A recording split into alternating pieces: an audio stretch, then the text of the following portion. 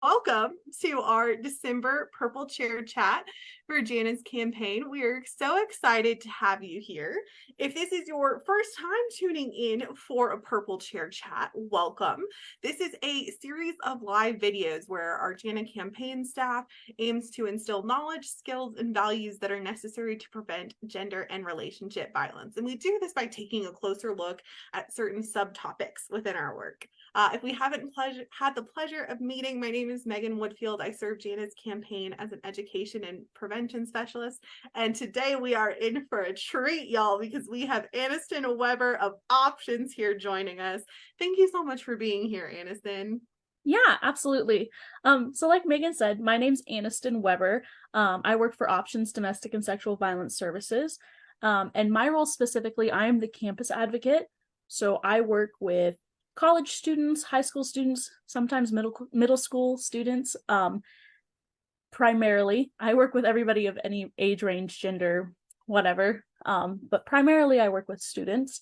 Incredible. Well, again, thank you so much for being here. Our topic today is going to be over safety planning. And so while Anniston and I hope that y'all find this content really engaging and helpful, we do want to acknowledge that for some folks, this could be a little bit uncomfortable, right? We're going to be talking about a lot of different stuff related to gender and relationship violence. So really encouraging y'all to use your best judgment on whether or not right now is the best time for you to engage in the content. We are currently live, but this will be posted up later. So if you need to take some space, if you need to step away, know that you will be able to come back and watch it. And of course, if you are needing to talk with somebody after this, please, please, please reach out to our friends at Options and they will definitely be able to help you out. With that being said, are you ready for a question? Of course. Beautiful. Okay. So the first one that I have for you is, what does it mean to safety plan and what does the process of creating a safety plan look like? Specifically thinking about our digital safety, our emotional safety, and our physical safety.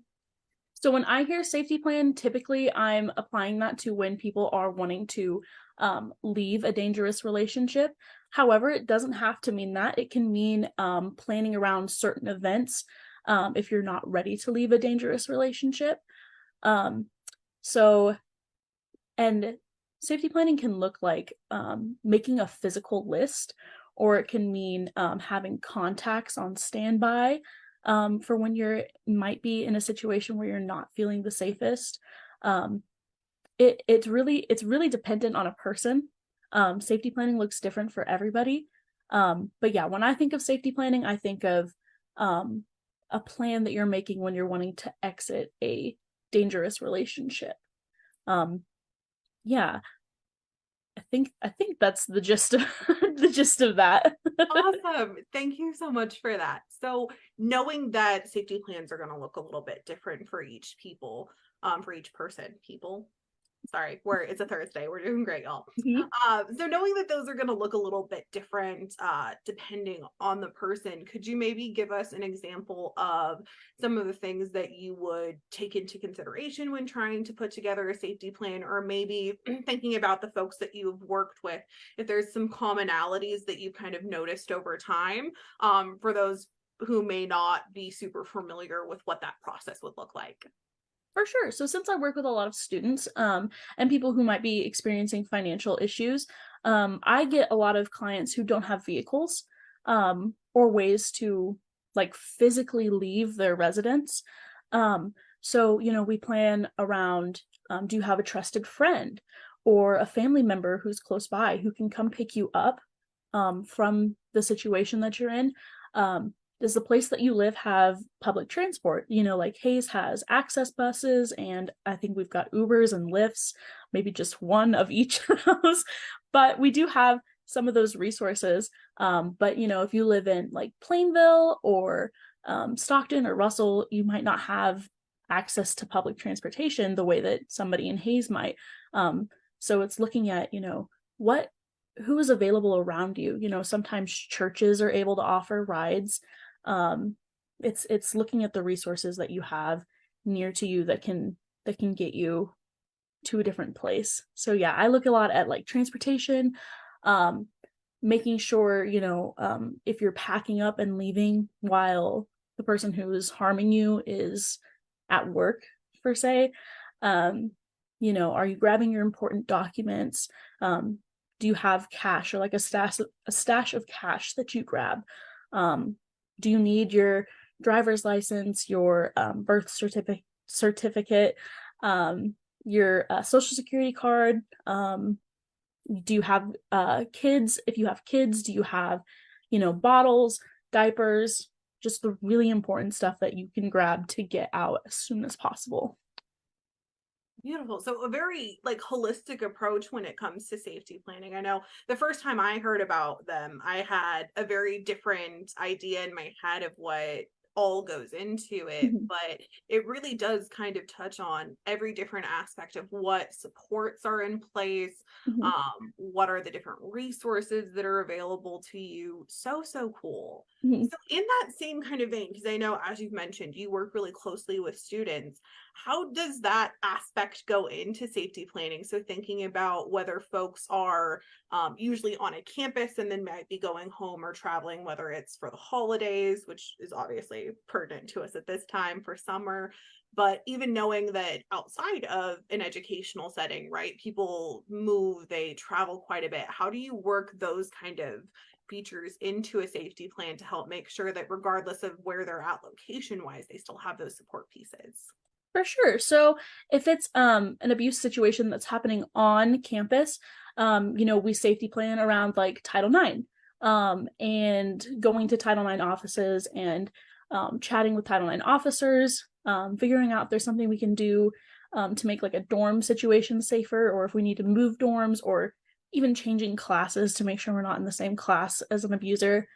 Um, and then in terms of like going home, if the abuse happened at home or with somebody who is in your hometown, we just talk about things that might like trigger you when you go and are in that same situation. So we safety plan around how can you avoid these triggers, or if you are triggered, what's the best way you can manage that while you're not in your familiar like dorm college area. So it's things like that, and like thinking of ways that you can get out of feeling, badly or triggered when you're in a situation that is not the safest. But yeah, like it's thinking through. Safety plans are oftentimes thinking through the things that might happen, so that you can safely exit. Awesome. A lot of brainstorming, a lot of looking at our different resources. And I'm curious too. So obviously Options has a specific geographical region that you help to support. So let's say, for example, I am somebody that you're working with. Spoiler alert, I do not live within their region. So I go home and I'm no longer there. Am I still able to work with you and get support if something comes up? Or is it a firm, if you're not in the Hayes related area, it's a no for us? So anybody can reach out to us. We're not going to deny somebody help just because they live, a county or two away. Even statewide or across state lines, somebody calls us and they're needing guidance with safety planning, we will absolutely help them. We'll look up, resources in their area and point them in the correct direction. Yeah, it doesn't matter if you're going to Colorado for back home, or Nebraska or Oklahoma or wherever you're from. If you need to talk to somebody about safety planning, you can absolutely contact us. And we will, like I said, go through the resources with you, come up with a list, we'll talk you through it. Whatever you need. Yeah, it doesn't matter if you're in the Hayes area. Yeah. That's so awesome, because I know sometimes people see those specific regions and they get really worried of like, oh, I know that Option's great and I've seen Anniston before, but like if I'm outside of it. So thank you so much for clarifying Yeah. that, because I know sometimes that can feel overwhelming for folks. Mm-hmm. I'm curious too. So I've seen before when it comes to safety planning, there are certain like national resources, there are certain websites that have an example of here is a safety plan that people can fill out on their own. If somebody is looking to create that for themselves, is that something where you kind of encourage them, hey, you can go utilize this, or is it better to meet with somebody to kind of work together to build up that document?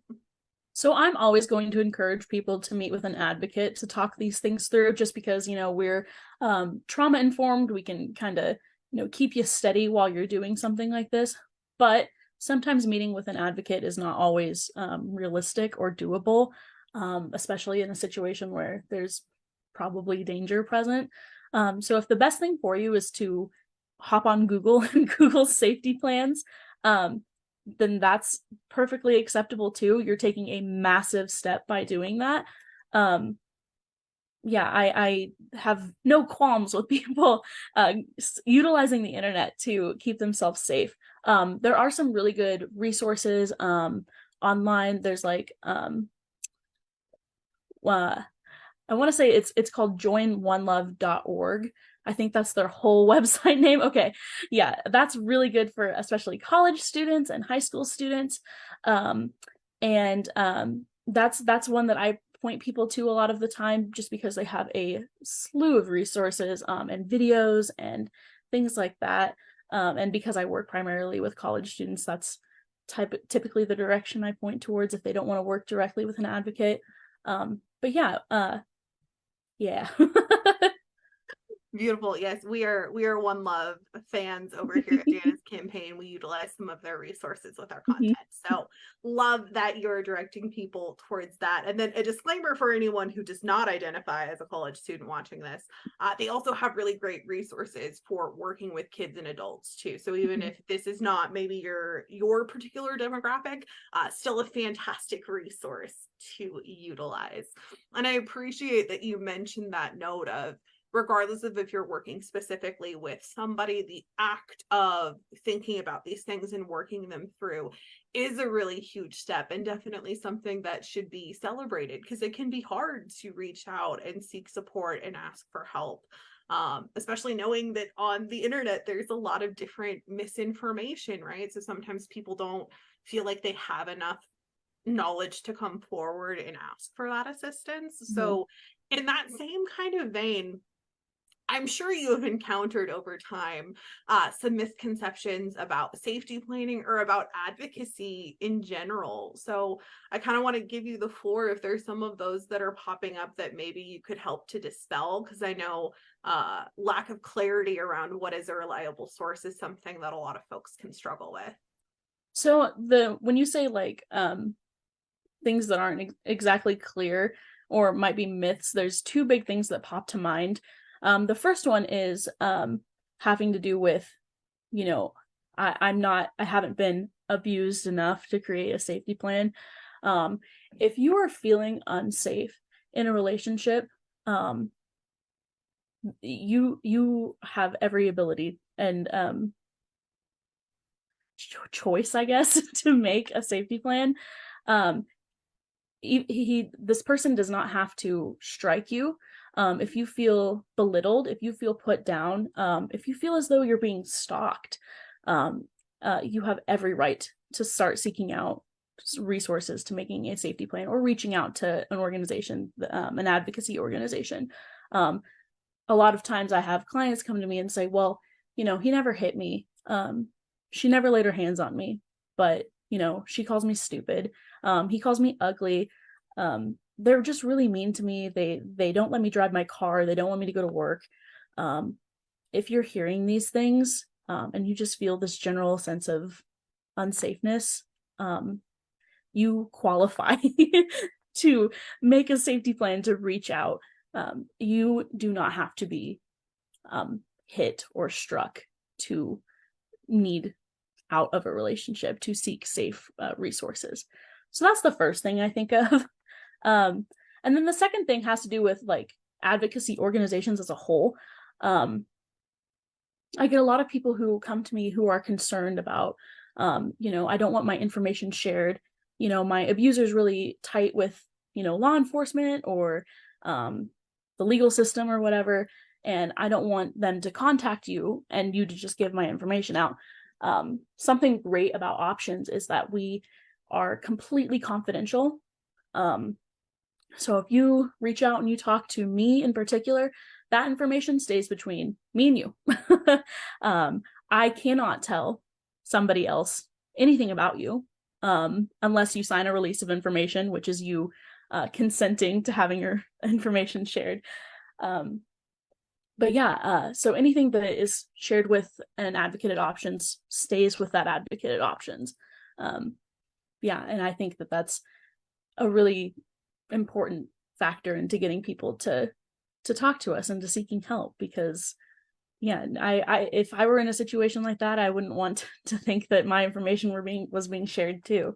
So yeah, those are the two things I could think of. No, those are such good points too, because especially with people understanding that advocates are confidential, because I think not a lot of people have a good understanding, one, about everything that y'all can help support with as advocates.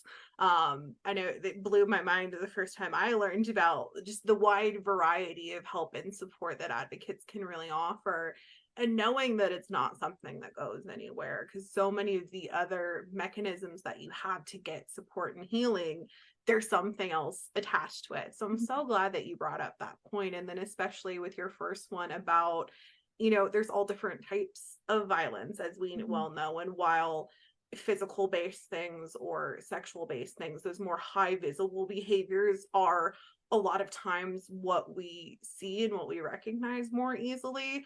Emotional abuse, psychological abuse, financial abuse, all of these things still happen. And just because you maybe aren't seeing what is you are experiencing as what is most prevalently discussed around these conversations does not mean, like you said, that you are not worthy and deserving of getting that help and support. And not to Lorax for options real quick, but like, they're not going to turn you away either, even if there was a situation where you were seeking help from them that they could not provide or that didn't fit in for some reason.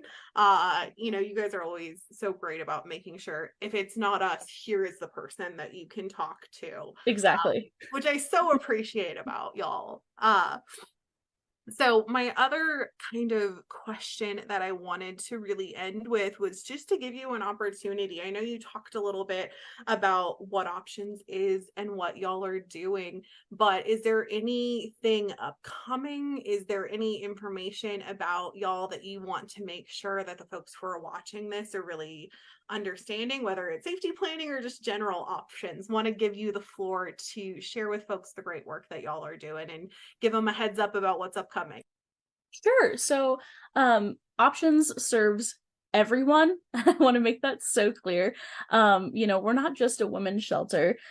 We serve women, men, everybody in between, all genders, all sexes, all races, everyone.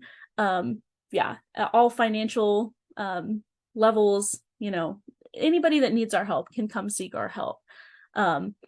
So I wanted to express that because I know some people sometimes have hesitancy, especially if they identify as a man and have been in a situation and they don't feel like they can reach out to us because they hear the term women's shelter and don't want to reach out. But that's not the case with us. We serve everyone. Abuse doesn't discriminate. So yeah. And then also, we have some big months upcoming. So February is Teen Dating Violence Awareness Month. I, as campus advocate, I'll be in the schools doing my thing, meeting with students. The Options Student Advisory Board with Hayes High School has a lot of stuff coming up that's really cool. I know they do like a canned food drive. They do a bake sale around April time, which is Sexual Assault Awareness Month, which is another really big month for options. We've got so many things planned, like Walk a Mile on campus, What Were You Wearing, also on Fort Hays campus and Colby Community College campus, and just like other events that aren't quite planned out yet. But and then also we do Rock Against Rape, which will happen around the May time, which is a concert speaking out against sexual assault in bars. So be on the lookout for that. A lot of cool events, especially during Sexual Assault Awareness Month. So yeah. Oh, cool. You guys always plan such fun events. So I will be excited to catch some of those and join in. But when you were talking, you actually reminded me of a question that I meant to ask you earlier that I didn't. So we're going to toss this in here towards the end. Is there a financial cost at all attached with working with you or anyone at Options? Absolutely not. All of our services are free, voluntary, and again, confidential. Um, yeah, we will never, ever, ever ask you to pay for any of our services ever. And our services also aren't conditional. Like, you won't have to report to the police in order to receive our services. If you choose not to go to police, that's your decision. We will never force you to do anything that you don't want to. But yeah. So incredible. Well, Anniston, I cannot thank you enough for sharing your expertise with us today and for all of the incredible work that you and your team are doing at Options. It just warms my heart to know that you are a resource that people have access to. And if anyone watching this is like, oh, this is the first time I've heard of Options, friends, we will make sure to tag them in these videos. Please go over, check them out, reach out to them if you need support. They're a fantastic organization. Thank With you. that, I think that's about the time that we have for today. So again, an additional thank you to Anniston and your team at Options. And thank you to everyone who has joined us, not just for this purple chair chat, but for the entire year. We've done so many of these and they've been such a joy. So since this is our last one of 2023, we are signing off for the year, but don't worry, we have more great purple chair chats to come in 2024, and we look forward to seeing y'all again after the holidays. So once again, from myself and from Anniston, thank y'all so much, and we will see you on the next one. Bye, y'all.